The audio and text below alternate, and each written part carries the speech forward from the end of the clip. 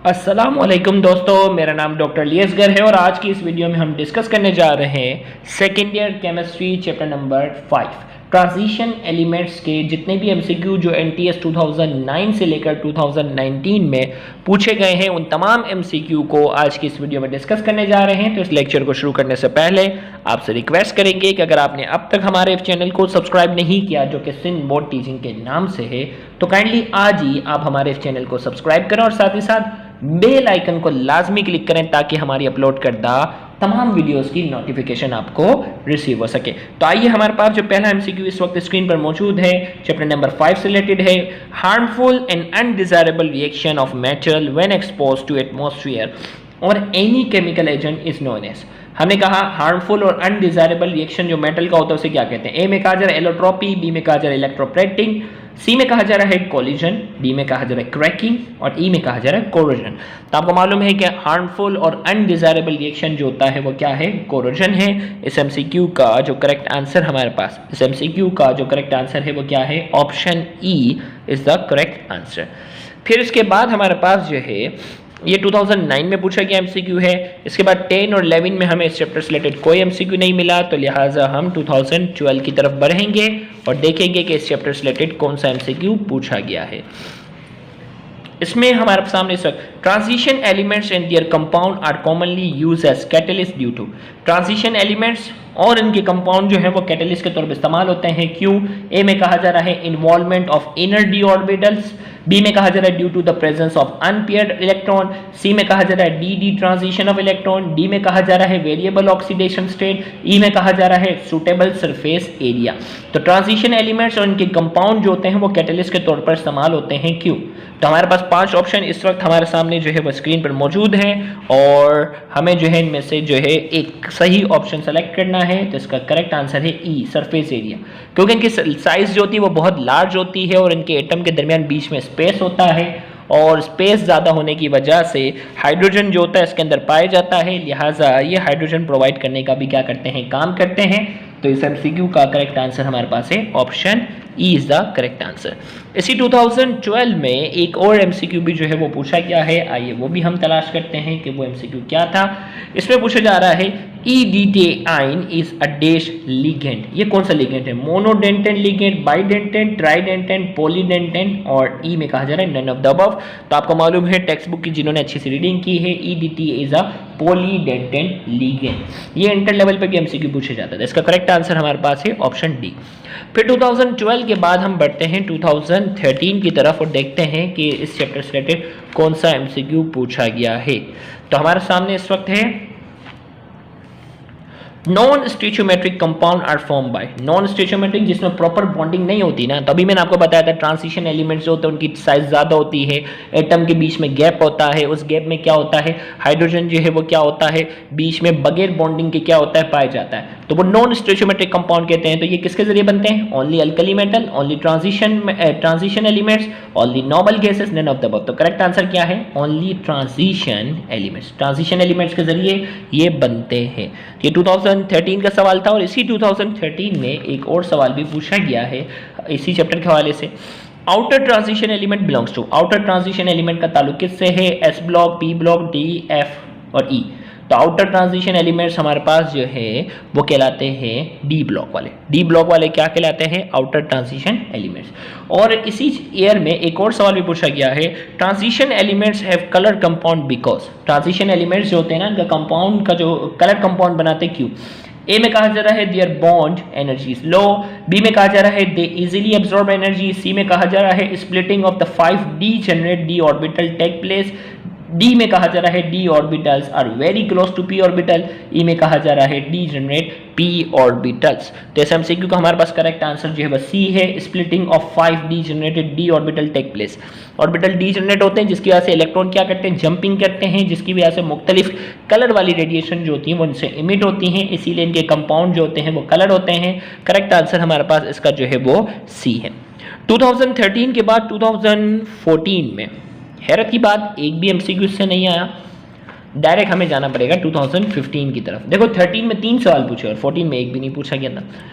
अब इसके बाद जो है आपसे जो है इस वक्त स्क्रीन पे मौजूद है 2015 का एमसीक्यू। कैमरा फोकस करते हैं।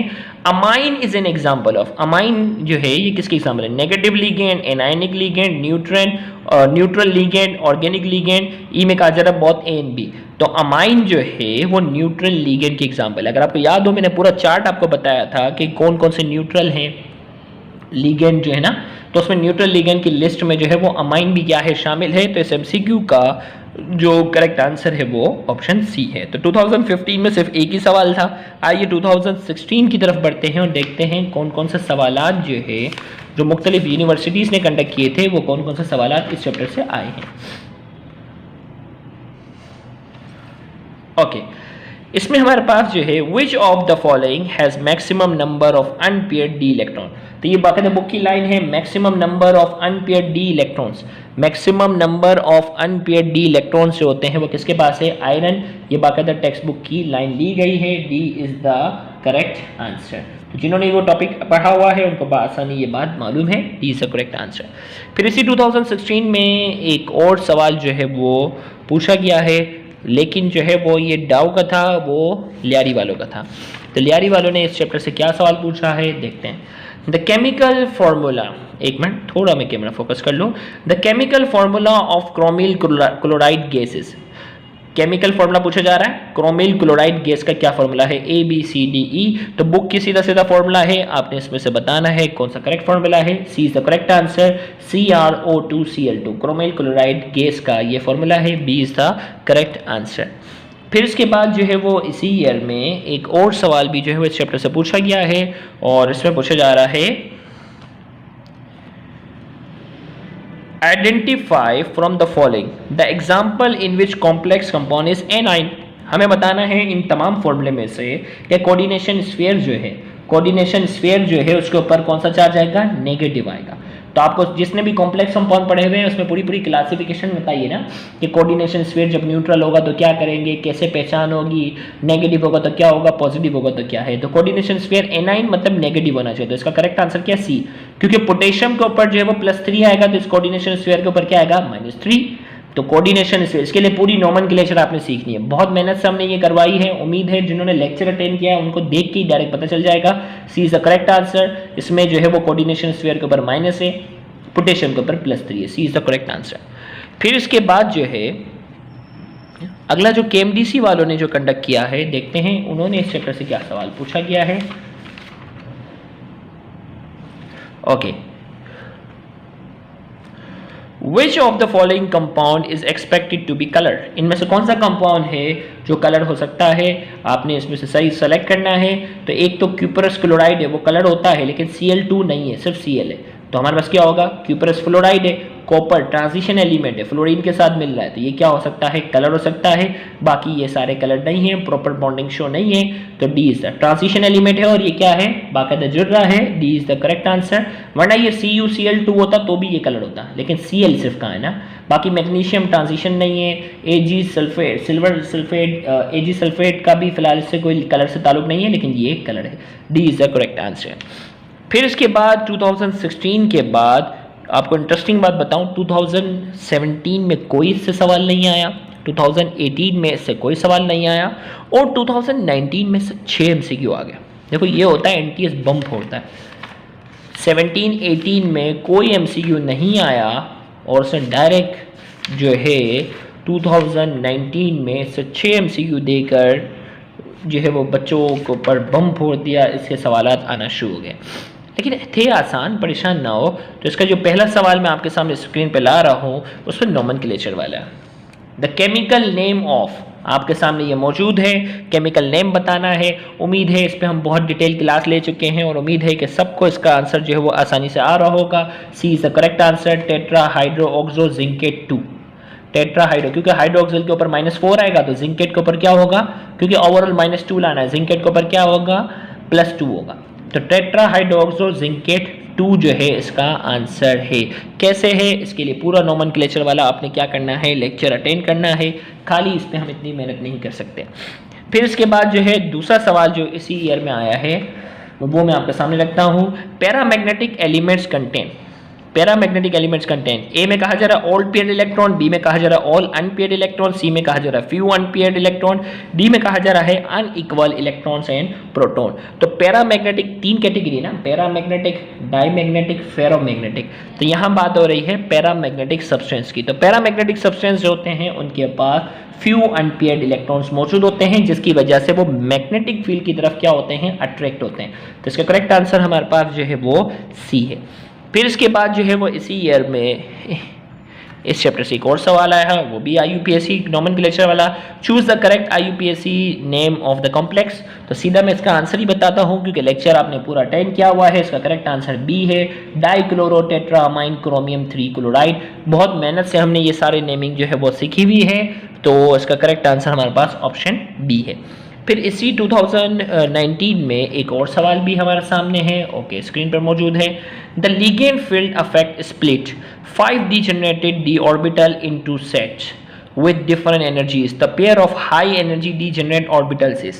तो ये बाकायदा टेक्स्ट बुक की पूरी लाइन उठाई गई है और इसका करेक्ट आंसर हमारे पास जो है वो सी इज द करेक्ट आंसर है, dx2 y2 dz2। ये हमारे पास जो है वो सबसे ज्यादा हाई एनर्जी वाले डीजेनरेट ऑर्बिटल्स होते हैं। सी इज द करेक्ट आंसर। फिर इसी ईयर में एक और सवाल भी पूछा गया है इसका, the colour transition metals complexes is due to. Colour जो होते हैं वो क्यों होते हैं, तो इसका करेक्ट आंसर अभी मैंने एक्सप्लेन किया था, डी ट्रांजिशन। डी ऑर्बिटल जो होते हैं वो डीजेनरेट होते हैं, जिसकी वजह से इलेक्ट्रॉन्स में क्या करते हैं, ट्रांजिशन करते हैं, जिसकी वजह से मुख्तलिफ कलर वाली रेडिएशन इमिट होती है और वो कलर होते हैं। तो ए इज द करेक्ट आंसर।